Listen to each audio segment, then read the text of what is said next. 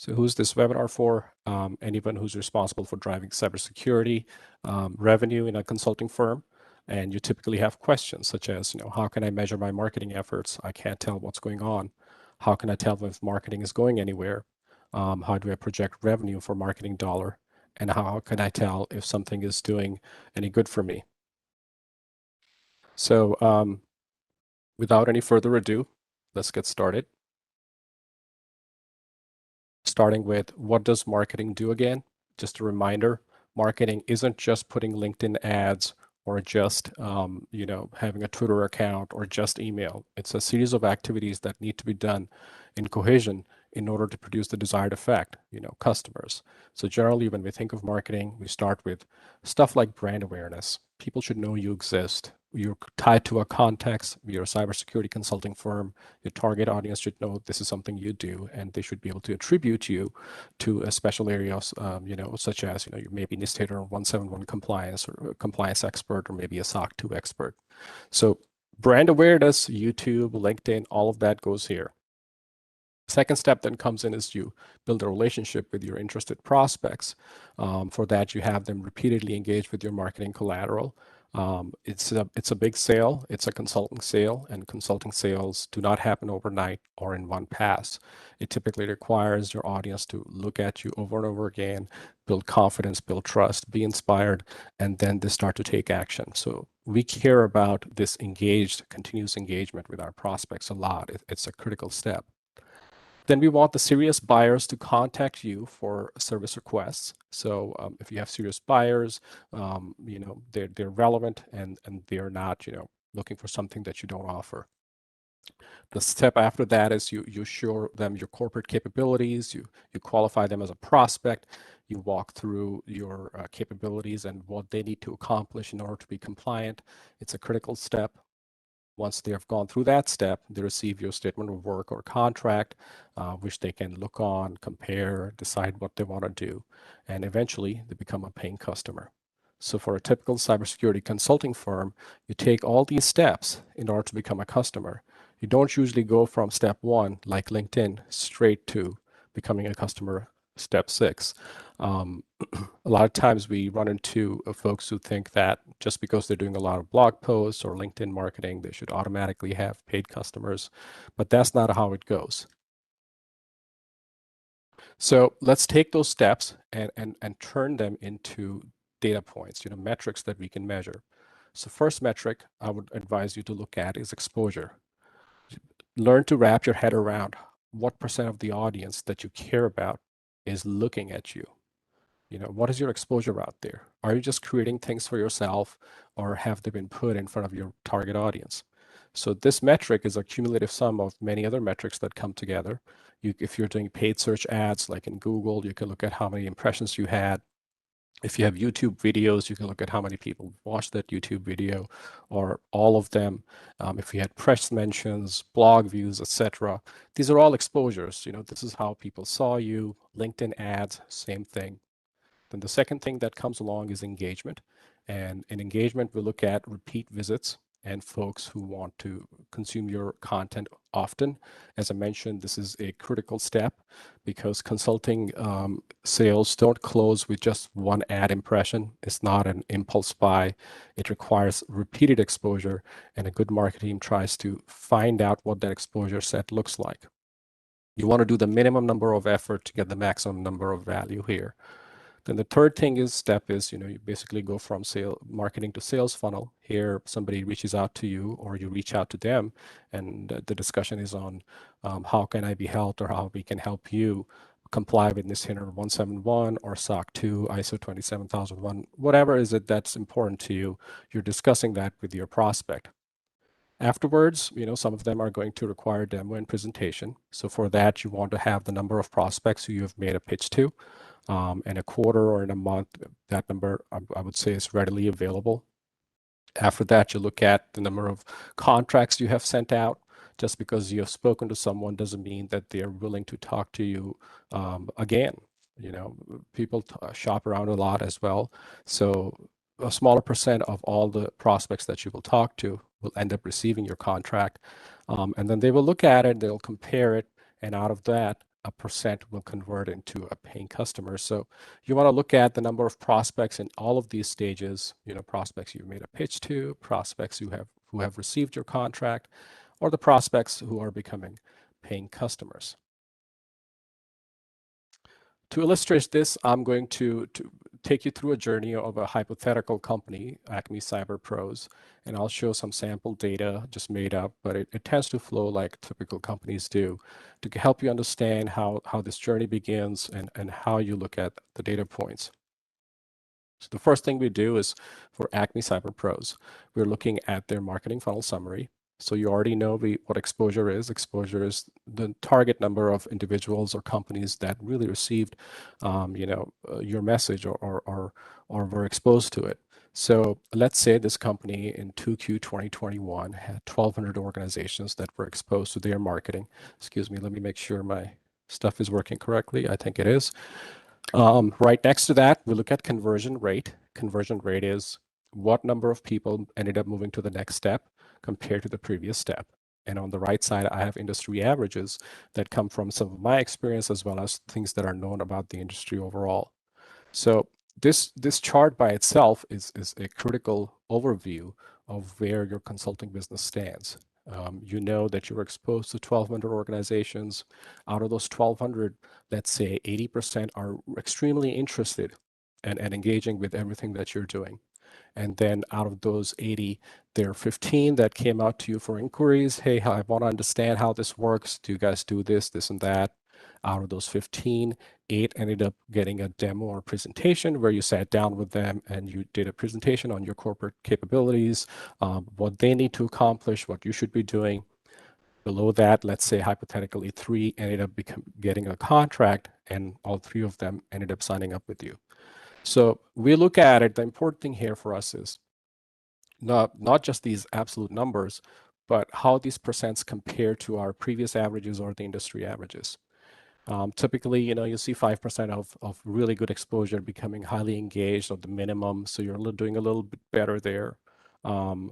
Of highly engaged audiences, you can bring up to 20% to a point where they can talk to you or you talk to them as long as you have a great advertising campaigns in place.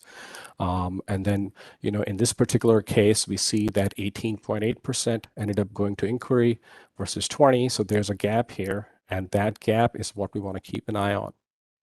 The next step, you will notice that the conversion rate from 15 to 8 is 53%, which is much better than 30 on the average, especially in the div sector. But you may notice that, the data point here is small. 8 is not a big enough number to be heavily dependent on for ratios just yet, but this is the reality as of now, and it's looking good.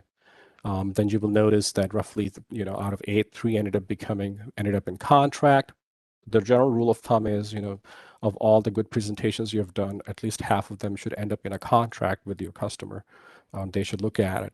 And of all the contracts you have sent, at least half of them should become a paying customer within 3 to 6 months. And there may be additional activity to drive this up, but we'll discuss that later. In this particular case, you will notice that Acme has 100% conversion rate, 3 out of 3, but notice that this is a very small number. You really shouldn't pat yourself in the back for getting 100% out of 3. Once this 3 becomes 10, 20, 30, then this ratio will truly reveal itself. So for now, just take of it as small data point, but favorable towards you.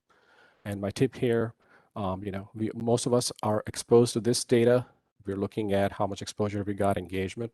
A lot of organizations don't look at the conversion rates between these steps because those the way you cascade down identifies the problems you may be having in your marketing and sales. And it's really good in analyzing potential problems. So let's talk about how we leverage this basic data. There are 2 things you should do with it. One is you should always trend your data over time, and you don't have to pull a lot of data. Just basic stuff like this is all you need. So trend it over time, and when you trend it, do 2 operations on it. One is ask the 5 whys, Toyota's famous 5 why. Why is this happening? And then you have an answer, but why did that happen? So you have an answer. The 5 why reasoning allows you to get to the root cause of an issue. And the second thing you want to ask is, what can we do about this information and what we have discovered. So let's take it for a spin. Here I have what I've done is I've organized Acme's CyberPro's data across 3 quarters. I've trended it here too, but let's look at it first here. Exposure is 200 in 4Q 2020. Let's say this organization started in 4Q 2020. Before that, they didn't have any marketing data or they weren't doing any marketing. Their engagement was 10. They were just the first quarter, very low engagement. They were testing things out. They didn't know a lot.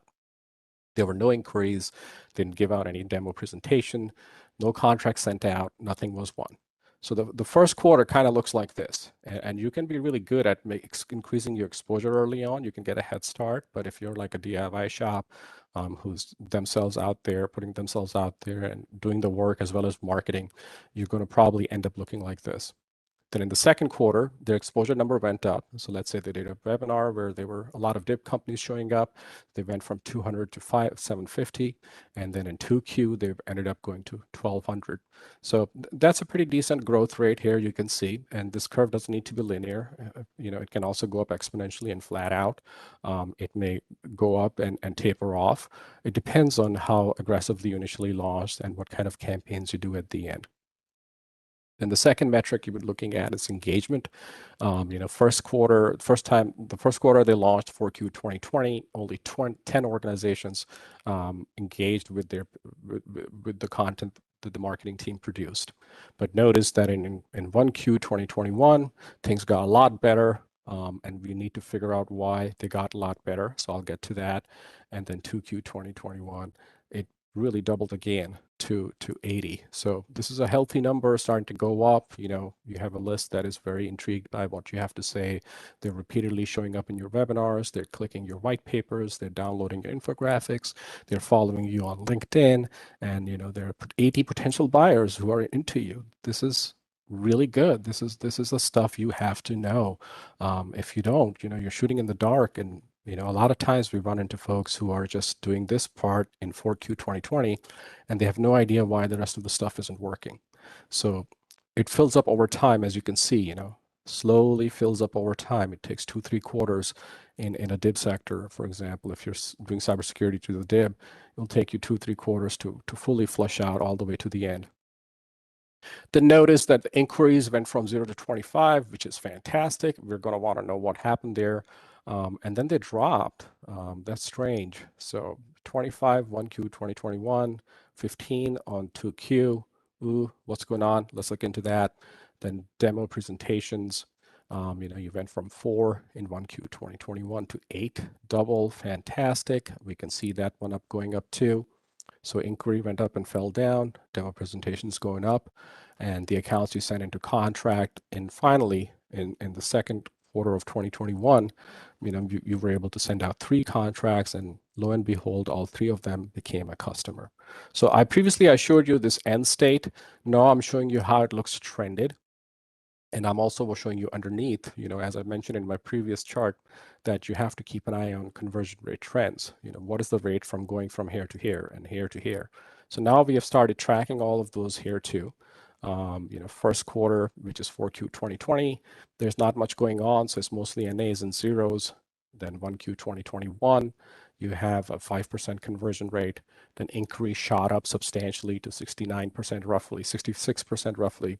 And demo presentation is 16%, which is in fact less. So there are funny things happening here. Inquiry is much better than an industrial average, but your demo presentation is lower. Then the other stuff isn't filling up. I'm showing you like this because this is how reality unfolds. And when you're doing this along the way, if I was presenting to you in 1Q 2021, I'll just be saying, I don't know what's going to happen in the future. But in this particular case study I'm showing you, we know what happens in the future. The engagement rate pretty much stays steady. As you can see, there's 5 to 6. The inquiries are fluctuating like crazy. So that needs to be tamed. Demo presentation is finally higher than what we would like it to be. But it seems like it's substantially higher than the industrial average. And since we're dealing with 8 demos and presentation, you don't have a big data point to assume that your future conversions are all going to be 50% or more. So definitely don't make that assumption.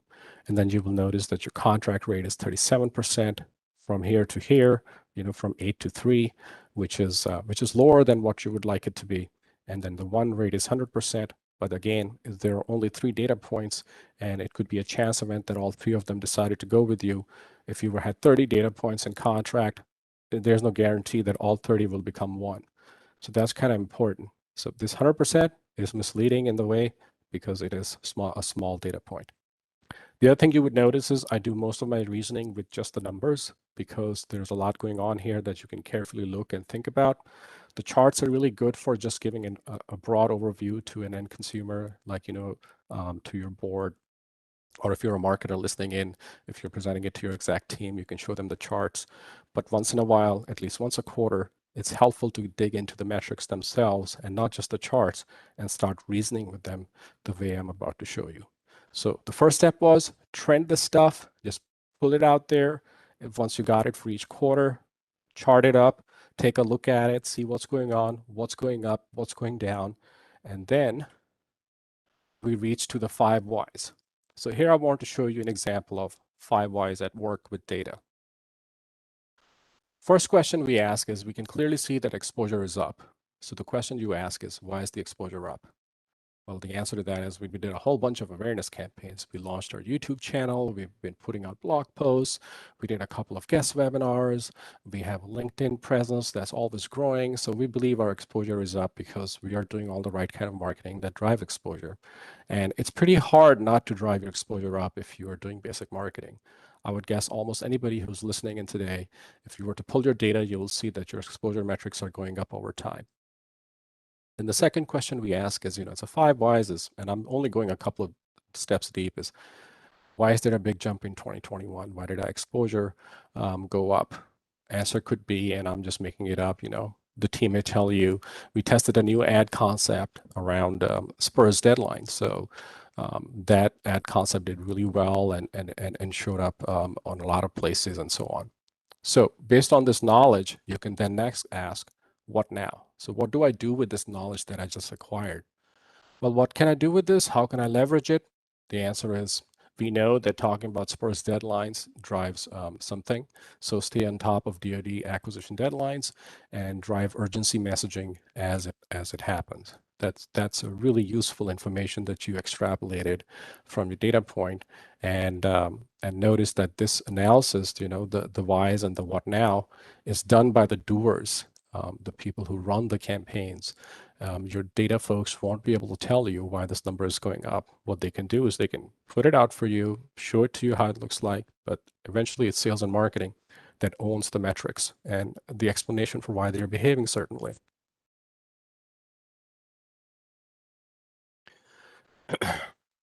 Then as a sample, we look at another thing we can look at, for example, inquiries. Why are inquiries down in 2Q? That's a very obvious why. And the answer could be, we don't know. And I wanted to put that there because more often than not, we don't know shows up in real life. At least the first time around or second time around, maybe you need more time to gather data, but some things are just not known as much. The second thing we want to show is what now on this information. So our inquiries have gone down in 2Q despite the fact that our exposure and engagement is up. So what's the plan of action to discover the root cause, since we don't know the root cause of this driver? One thing we can do is survey to prospects, ask them what they thought of the last webinar. Maybe we can check back on some of the blog posts we did. Maybe the infographic we did in 1Q wasn't as good in 2Q. So these are the things that marketing team then has to start thinking about and say, okay, why are my metrics down? Why are inquiries down? What can I do to discover the problem? So here's a situation where you don't know, and the root and the plan of action is to figure out why. The why is unknown. Then another why here is, why are the demos and presentations up? What improved? What did we do differently, and so on? So the answer to that is, we improved our sales pitch on the first call. So that could be it too. Typically, you've done your couple of presentations, you thought about it, you said, okay, I could tweak that better, I could make this better, I could add that information in. So you polish your presentation as a sales exec or an account exec, And since you did that, you notice that in 2Q, you did more demo presentations to your inquiries. And then you say, okay, what can we learn from this? One thing we can learn is whatever pitch you showed to the first inquiries, maybe leverage that across the board. Maybe you came up with a verbiage that is universally appealing. And one of the core tenets of marketing is that you repeat the same message over and over again. That's right. People don't remember stuff just one off. You have to repeat. The key is repetition. So it doesn't hurt at all to identify what aspect of your pitch is looking good anywhere in the funnel. And once you identify that, just try testing it across the board. Test it at your ads, test it in your webinars and anything where re-engagement occurs. Pitch the same message to inbound inquiries, and obviously carry it forward in your demo and presentation too. For example, you find out that they really like the idea of cost savings tied to, say, free services in CMC ecosystem. If you thought that was a good angle to have somebody go from inquiry to demo, then definitely use the same messaging across the board. And then another example I want to give is, why did we close all three of the prospects that received the contract? So in 2Q, three were given the contract, all three of them became one. The answer to that is pretty straightforward. I call this a chance event. This was a good luck, good fluke that all three of them converted. But don't assume that if you send out 300 contracts, you're going to get 300 customers. So 100% conversion rate that you see here will likely not scale. In fact, I can tell you confidently it will not scale, and it will tend to start to decline towards the industrial averages, hopefully not go below that. Or if you're a super awesome rock star in your pitch, you can probably beat industrial averages and stay up. But again, with scale, you see things don't stand 100%. They start to go down in volume. So I hope this made sense. We started with just a simple thing. Just put some bucket of data in one place, write down their conversions, see how they compare to industrial averages, then trend them over time, and then ask ourselves critical questions. Why is the trend behaving like the way it is? You may have to ask the why 5 times on a data point to identify the root cause for that behavior. And then once you've identified it, you want to ask yourself, what can I do with this root cause? Can I use it for advantage? So I gave you example of you found out that your exposure is better because you're tying yourself to deadlines. Then that's something you can leverage across the board. Don't waste that missed opportunity. Don't make it a missed opportunity by leaving it only at the exposure state. Milk it to the fullest all the way. Awesome. And I'm going through a lot of stuff pretty quickly here. If you have questions, again, please send me an email. I'll be checking them shortly after. So some of the next things then happens after this analysis, a good marketing team has gone through these numbers and they have developed next steps for them. And this is where the data is driving the activity. And it's not just being pulled out of thin air. It's literally coming out of the observations that you've made about your trend lines. And now you're thinking about what can we do with the trend lines. So first thing that comes out is, expand all awareness tactics since the effort is not profitable. So one thing that looks really good is now you're starting to bring in customers, double down on exposure, increase your advertising. Typically cybersecurity projects can run in tens of thousands of dollars. So you should be very easily able to afford small advertising increases in your exposure and give more time to marketing. It certainly is starting to ramp up. Second thing is leverage SBR Spurs related deadlines to the fullest. So one thing we learned is, hypothetically that the new Spurs related ad concepts did really well. So why not we leverage them across the board? Maybe people will like that. Then we say another thing we have found is, inquiries are down despite increase in other metrics for this quarter. So what are some of the things we can do there? We can send surveys after a webinar and see if the audience is into that topic. Maybe we're talking about something they don't care. Maybe you did a webinar on the intricacies of zero trust architecture, but the div sector is not remotely there. So they probably tuned out. And that's something you can identify from your survey and make sure that you're feeding them what they want to eat, if you will. Everybody likes candy, so give them candies. Then discuss the marketing collateral with the client.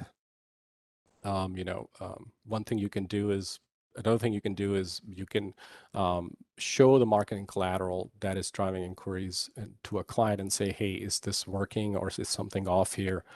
Can we make it better and so on? And your close client can give you the feedback and say, that makes no sense to me, change it and so on. So I'm showing you two ways of getting in there. One is just a larger data gathering exercise, surveys. The other one is one-on-one conversation with your close clients. Obviously, highly recommend having one or two close clients handy who are your go-to people for any questions. If you're doing a great job, it's not hard at all to acquire such clients for yourself. And I found that folks are more than happy to help you around and look at your stuff. Then another thing we learned from our data is we should test different messages to increase the odds of improving our metrics. We noticed that having different messages around here, Spurs deadline versus something else, drove some improvement. So what if there are other improvements that we're sitting on? And so certainly come up with different ideas, test them, put them like this, and you'll be able to see if any of them are driving value. And as soon as you see that, you can instantly adopt it and use it across the board. And then another thing we learned here is from our data is we have to test the language from the new sales pitch across the marketing funnel. So we learned that, sales pitch was really good here. I don't know what we did, but let's say we did something that was pretty impressive to the prospect. That verbiage, it sounds like it worked for them. So why not go ahead and use it across the board? So here's an example of, in totality of how we literally went from just a definition of data to capturing just a high level quarterly what's going on, just putting it all here, tracking our conversion rates, comparing them against industrial averages as well as our historical stuff. And we started trending them across multiple quarters. We have been active in this market. We also trended our conversion rates to see if something is off in our conversion funnels. We can clearly see things are going up, except the inquiries had a little bit of a glitch. Maybe it's also a fluke. Maybe it's tied to something we will discover. We used 5 whys to get into the heart of what's driving the trend. And the answer to the whys come from the marketing team and the sales team who have been putting out the content, and they would be able to look at this data and look at their activities and tie the activities to data. And this is after you have identified root causes, you say, what am I going to do with them? If there's an opportunity, how can we maximize it? If there's a threat, how can we reduce it? If there's a weakness, what can we do to eliminate it? So it's kind of like a SWOT analysis. I didn't want to go too technical with the BCG framework, but it's a bit like SWOT analysis thinking, where you were able to extrapolate why the data is behaving the way it is. And then lastly, from your observations about the data, you were able to develop a set of action items that are highly tied to improving this funnel. Things you're doing here are not pulled out of the blue. They're informed by data. They are helping improve the data. And at this point, once you start getting this complete loop in place, you are truly running in a metrics-driven marketing organization. You're no longer just looking at other people and saying, gosh, that company is doing it, let's do that. You're not just pulling stuff out of thin air and saying, oh, let's try this thing and that thing. Instead, you're really looking at what the numbers tell you and being analytical about your future with those numbers. Now let's talk about how life works in real life. Excuse me, let me make sure I don't have any issues going on. Apparently my stream is looking good. So some of the observations I want to make for you is your data as it goes down. The metrics for, say, exposure, stick with the impressions of real market. This is important. If you're doing a PPC ad for CMMC broad matched, the whole world is looking at it, including a main medical facilities. There's a medical facility in the state of Maine that goes by CMMC, and that messes with a lot of the impression volume of cybersecurity maturity model certification.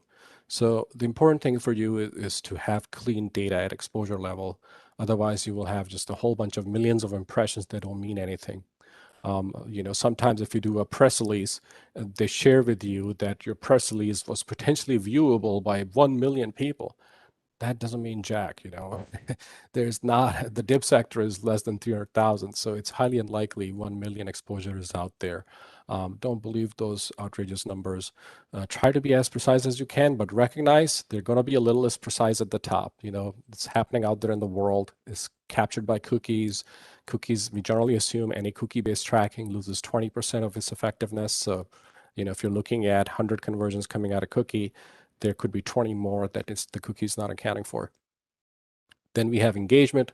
Engagement metrics need to come from various data sources like Google Analytics, YouTube Analytics, LinkedIn, marketing emails fed to the funnels, and so on. And it's easy to fill that up. Then you get into inquiries. I don't think that should be any problem. Even if you're running the operation on paper and pencil, I assume you have a pretty good handle of how many people reached out to you with inquiries or you reached out back. And and that number should be available, so plug it in your Excel file. The number of times you've spoken to anybody for cybersecurity services obviously should be on top of that number. For large organizations, it may be stored in Salesforce or other CRM. For small shops, it could be an Excel file or an entry-level CRM. Either way, just make sure that these data points are definitely readily available to you. And then obviously contract one are also readily available to you. And the other thing I want to mention is, as you saw here, stuff fills over time.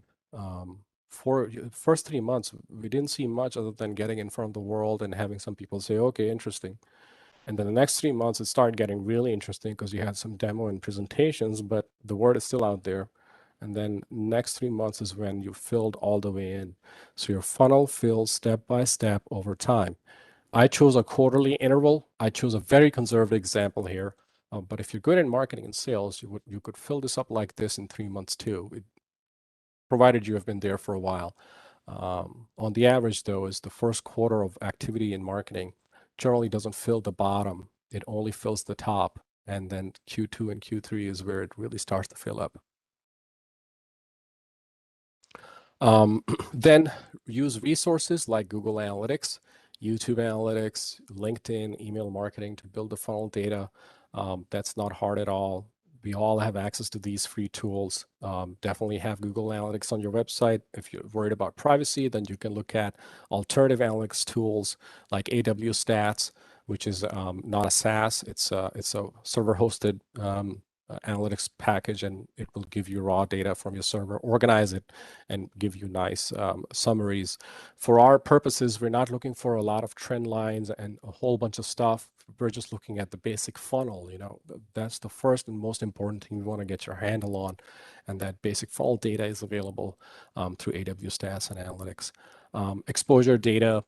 And YouTube Analytics is great for exposure data. LinkedIn tells you a ton of exposure information, how many impressions were shown for your ad or your post, and you can start adding them up.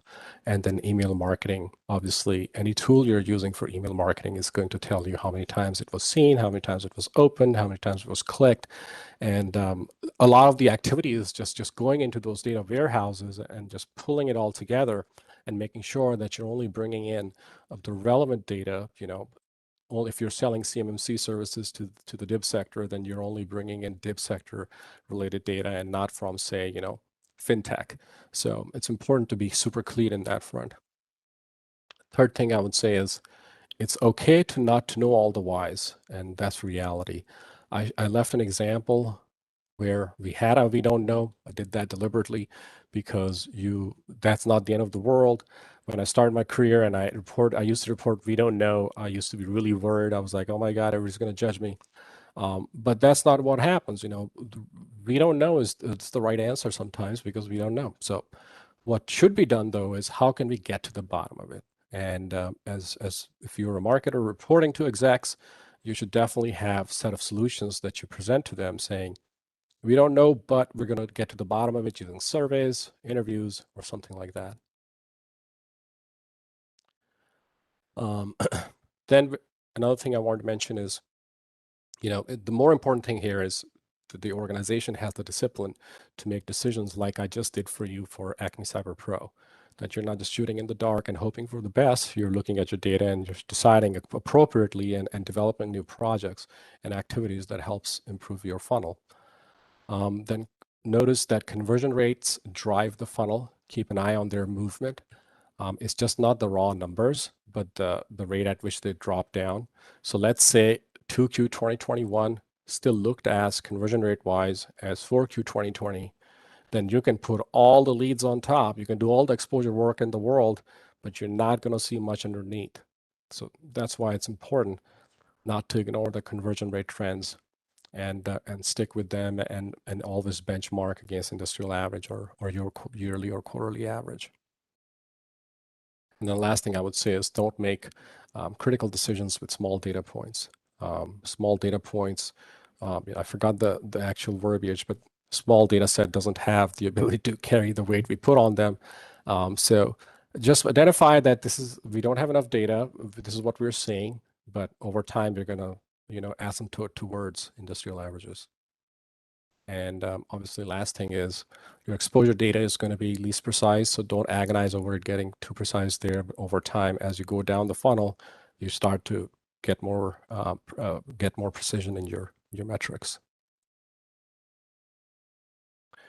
So this is it for me for the first intro. I touched the basics today. And some of the things we can do that I showed you, my team can help you with that as well. We can discover data insights into your existing funnel, build it for you. We can also develop a custom plan of action that the data dictates. So, if you've been doing marketing in the space for, 9 to 12 months, you probably have a lot of data and it needs to be organized. It needs to be looked at analytically, and we need to develop, plan of action out of this. And then I can also help you train or onboard your current staff in data-driven marketing. And now you also know what data-driven marketing looks like. It's that entire thinking process that I showed you in this 30 minutes that makes it happen. We sign NDAs and as a standard practice, so your data is yours. If you have any questions, reach out to me. Awesome. So now let's look at some of the questions I have received here. Okay, question number one I got is, how do I get all the data that you have shown? So obviously, you have to go into Google Analytics, YouTube Analytics, and so on to pull your exposure data and then your engagement, inquiry, and demo data. And that should be able to help you. If you don't have Google Analytics, then get it now. If you can also look at your server's raw files and use AWS Stats to pull existing data. So it's not the end of the earth. You don't have to start from scratch if you don't have Google Analytics. Your server logs are still a treasure trove of data that can be used for pulling all this information together. Then the question is, should we break out the channels? So channels are basically, Google, LinkedIn, Yahoo, and all that good stuff. Not Yahoo, that's dead. Email. I did a net summary here, everything rolled up just for clarity. But in real life, your marketing team should be breaking this down, not just as a overall summary, but by channel. This is what we did in Google, and this is how the Google funnel looks like. This is everything we did in email marketing, and that's their marketing funnel looks like. And then for each of those respective channels, you have to engage in the 5 whys to discover why things are improving or dying, and also what now. So I hope that helps. Then we do public relations, press releases. Where do all of that fit? So let's say you bought a Vocus account. So if you want to send press release, you can just get a Vocus account, which is about $2,000 or $3,000 a year, and it allows you to sell and send out X number of press releases a month or a quarter. In my experience, press releases do not drive revenue right away. This is a way of just telling the world, hey, I exist and this is something important happened to me. What it really improves over time is your conversion rates, especially around here, demo and contract.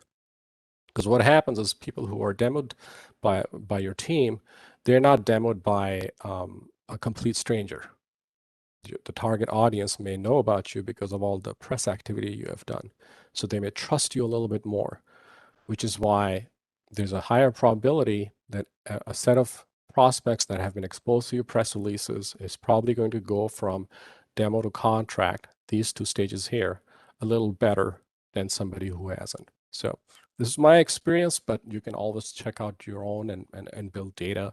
It takes a while to build data around public relations activities, but by and large, I've found that it helps much down in the funnel in the rates area as opposed to putting stuff on top. So press release is not going to make this any better. You can do 10 press releases. It won't be that you will end up with 12,000 exposure and 800 engagements and 150 inquiries. All that's going to happen is you may just move better from inquiry to demo or from demo to contract. Hope that makes sense. So we have data across multiple warehouses. What's the best option for that? So you have data across multiple warehouses. You can, if it's a complex set of stuff, you can always set up Power BI or some analytics tool to bring it all into a dashboard and then analyze through that.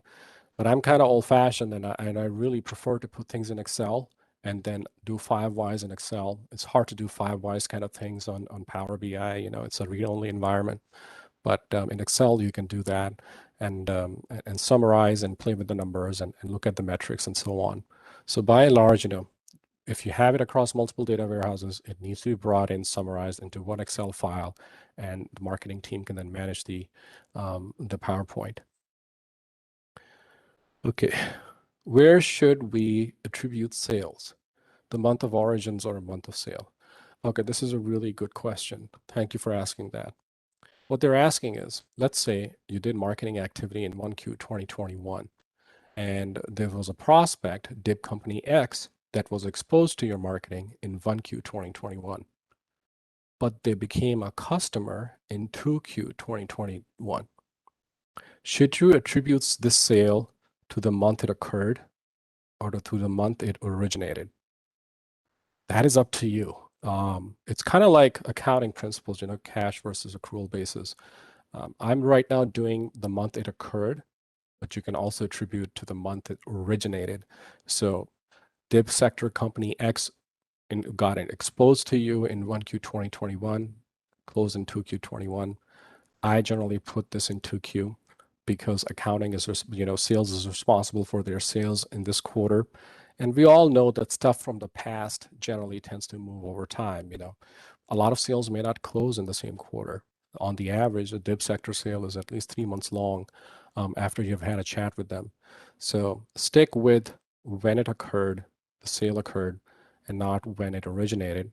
Or if you really want to, you can also do it the other way and see how the metrics look. But when it originated is good. Awesome. That's all the questions I have. If you have anything else, please reach out to me.